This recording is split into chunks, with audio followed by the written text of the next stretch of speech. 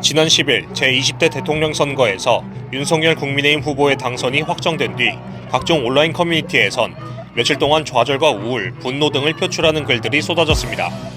역대 최소 득표율 차이로 희비가 엇갈린 만큼 이재명 더불어민주당 후보를 지지하던 이들의 상심이 컸던 탓인데요. 이 같은 증상은 선거 후 트라우마 혹은 선거 후 스트레스로 정의할 수 있습니다.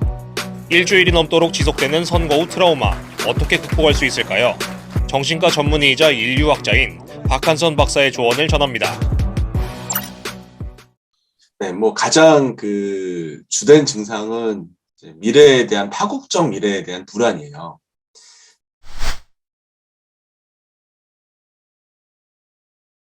그러니까 내가 이제 지지하는 후보가 잘 됐으면 좋겠고, 또 지지하지 않는 후보가 되면은 뭐가 안 좋은 일이 생길 것이다라고 이제 강력하게 지지한 사람일수록 그런 믿음이 강하거든요.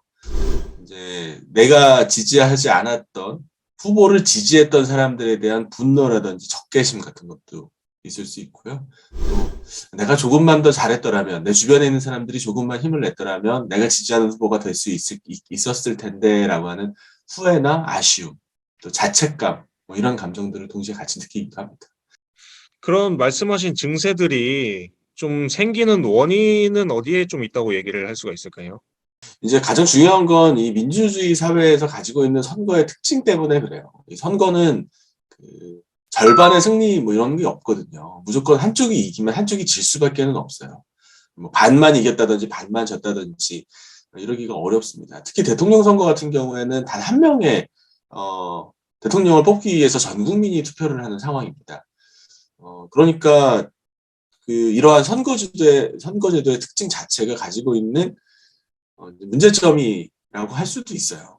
낙선자는 그 이후에 자신의 역할이라고 하는 게 이제 전혀 없어지기 때문에 낙선자의 편에 섰던 사람들도 자신의 역할이라든지 자신의 사회에서 참여할 수 있는 통로 이런 것들이 완전히 단절돼 버렸다, 이제 이렇게 느낄 수 있거든요. 그런 이제 선거 후 트라우마를 치유할 수 있는 방법은 좀 어떤 게 있을까요?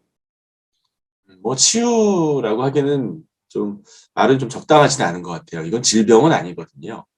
가장 중요한 건 파국적인 상황이 벌어지지 않는다는 확신입니다. 대통령은 마치 우리들은 전제 군주 시대의 왕처럼 착각하는 경우가 있지만, 물론 대통령의 권한이 강하다 하더라도 대통령이 이 사회에서 할 수 있는 역할이라고 하는 게 사실 제한돼 있어요. 대통령이 모든 일을 다 할 수 있는 무소부지의 권력을 가지고 있는 게 아니거든요. 삼권 분립도 되어 있고, 행정부 안에서도 대통령이 자기가 마음대로 할 수 있는 게 분명히 아닙니다. 따라서 내가 생각하는 것 같은 그런 파국적인 상황은 설령 내가 지지하지 않았던 후보가 정말 내가 예상했던 것처럼 그렇게 최악의 후보를 하더라도 벌어지지 않습니다. 이런 시스템으로 움직이고 있는 국가에서는 대통령 한 명이 세상을 좌지우지하지 못하니까 그렇게 파국적인 일이 생기지 않는다라고 하는 점을 분명하게 이해를 하면 그렇게 크게 걱정은 되지 않을 수 있어요. 어차피 대통령은 5년입니다. 그러니까 지지하는 후보들이 막 기뻐해봐야 결국 5년 후에는 똑같은 일이 또 벌어지고, 또 나는 이제 내가 지지하는 후보가 당선이 되지 않았으니까 좀 낙심천만하겠지만 5년 후면 또 상황이 바뀝니다.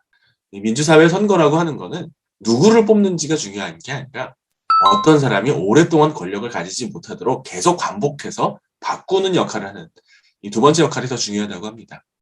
선거는요, 대통령을 뽑는 게 아니고요, 이전에 대통령을 하고 있던 사람한테 이제 그만하세요라고 하는 그 의미가 더 강하기 때문에 내가 지지하지 않는 후보가 당선이 됐다 하더라도 5년 후에는 또 바뀔 수 있습니다.